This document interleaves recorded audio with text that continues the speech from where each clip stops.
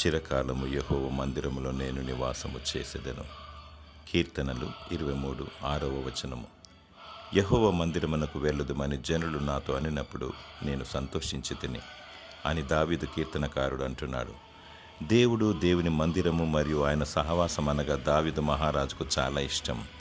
దావీదు హృదయంలో మందిరము కలదు. ఆ మందిరమందు జీవము గల సృష్టికర్త అనే దేవుని కలిగి యెహోవా సన్నిధిని నిత్యము అనుభవిస్తూ దేవుని హృదయానుసారునిగా పేరు పొందినాడు.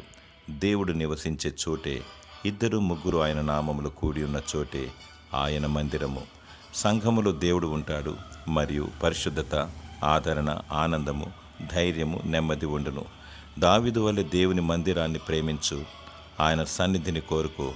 నీకు నిత్య జీవమును దేవుడు అనుగ్రహించును. దేవుని సన్నిధిని మరియు కృపాక్షేమమును దేవుడు నీకు దయచేయునుగాక. ఆమేన్.